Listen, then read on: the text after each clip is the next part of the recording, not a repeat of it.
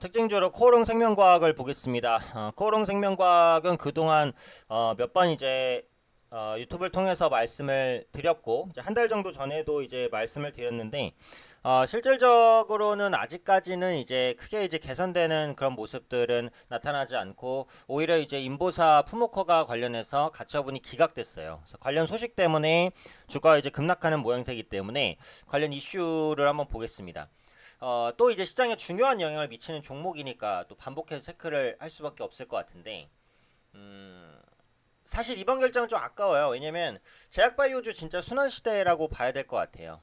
신라젠의 주가 반등 여부가 관건이다라는 말씀을 계속 드렸고, 최근에 이제 신라젠이 반등하는 모습까지는 아니어도 저점을 조금 다지는 그런 모습 정도 나타나거든요. 그래서 오늘 장 초반만 해도 제약바이오주가 이제 반등을 좀 시도하는 그런 모습이 있었어요. 근데 오늘 하필이면 또 코오롱 생명과학이 관련해서 그 풋모커가 취소 처분 효력 정지 신청이 기각되는 바람에 코오롱 생명과학이 꺾이면서 제약바이오주의 투자 심리를 다시 한번 위축시키고 있는 그런 모습이 나타납니다. 그래서 오늘 관련 내용을 보면 서울행정법원이 그 인보사에 대한 풋목 허가를 취소 처분 효력 정지에 대해서 그 신청을 기각했다는 거예요. 그러니까 말이 조금 어려운데 쉽게 말하면 이거죠. 그러니까 인버사를 원래 그 허가 취소를 하기로 결정을 했어요. 근데 그 부분에 대해서 코오롱 측이 반기를 들었죠.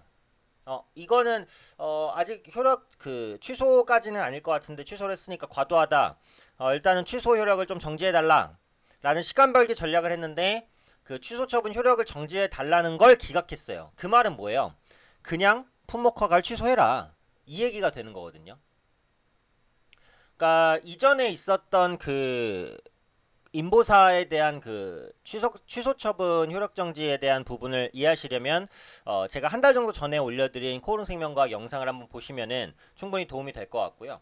어쨌든 이로써 그 품목허가 취소 처분 효력 정지 신청이 기각됐어요. 그래서 신라까지 잡고 있었던 희망이 일단 좀 무너졌다라고 보시면 될 것 같아요. 기각이라는 것은 그 소송에 있어서 불복 신청을 할 이유가 없다라고 배척하는 판결을 말합니다. 그래서 식품의약안전처가 내린 그 인보사 품목허가 취소 처분의 효력을 정지해달라라는 코오롱 생명과학의 청구를 재판부가 받아들이지 않았죠. 그러니까 코오롱 측에서는 사실상 이제 패소를 했다고 보시면 될 것 같아요.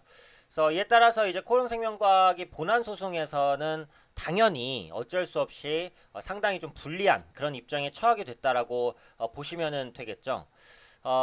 그리고 이제 이게 결국은 코오롱 생명과학이 이번에 그 효력정지 신청을 한 게 미국 삼상과도 연계가 돼 있는 부분이 있거든요. 그러니까 지금 코오롱 생명과학 측은 인보사에 대해서 미국 3상을 재개하겠다라고 계속해서 밝혀왔어요. 그래서 만약에 이번에 법원에서 그 품목허가 취소 처분 효력 정지 신청이 받아들여진다라고 한다면 충분히 시간을 벌면서 재개될 미국 3상에서에 대한 기대감도 조금이나마 끌어올릴 수 있는 동력이 될 수 있었는데 이번에 취소 처분 효력 정지 신청이 기각되면서 향후 진행될 것으로 보여졌던 미국 3상에도 당연히 차질이 있을 수밖에 없다라고 보시면 될 것 같아요. 그래서 일단은 기각됐다고 뭐 완전히 끝나냐 그건 아니에요.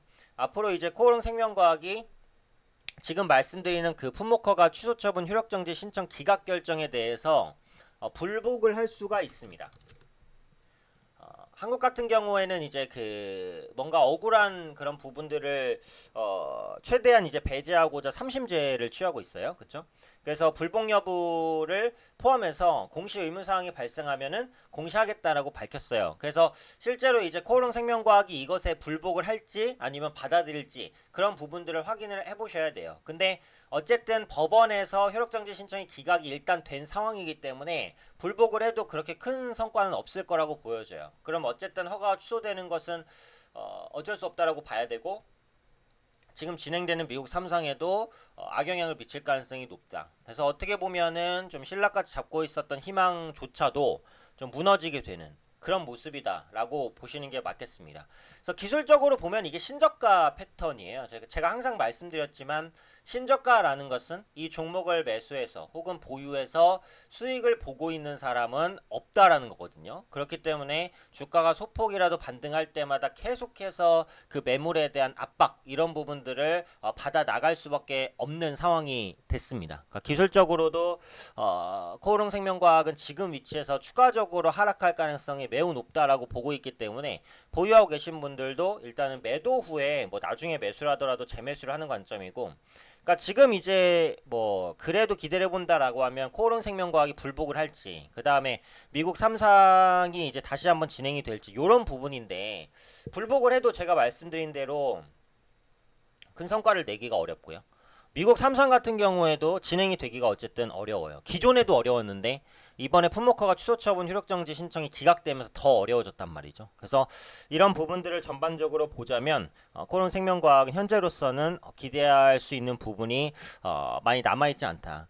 그나마 이제 낙폭이 컸으니까 이제 낙폭과대 가격 매력 이런 거라도 부각이 돼야 되는데, 아직까지는 인보사 말고는 뚜렷하게 드러나고 있는 성장 모멘텀은 없기 때문에 이런 부분들에 대한 휘둘리는 모습들이 당분간 좀 더 나타날 수 있다고 보여져요. 그래서 기술적으로는 뭐 오늘은 당장 밑꼬리를 달 수도 있습니다만 이번 주가 됐던 다음 주가 됐던 추가적인 조정을 볼 가능성이 높기 때문에 매우 주의를 하셔야 되고, 이게 이제 제약바이오주 전반에 대한 투자 심리를 다시 한번 악화시킬 수 있기 때문에 코오롱생명과학의 주가가 언제 바닥을 잡는지를 확인하시는 게 제약바이오주 매매에 있어서 매우 중요한 포인트가 되겠다는 거죠. 신라젠과 코오롱생명과학 두 종목의 주가를 같이 고려해서 제약바이오주의 분위기 전환 시기를 판단할 수밖에 없다. 이렇게 보셔야 될 것 같습니다.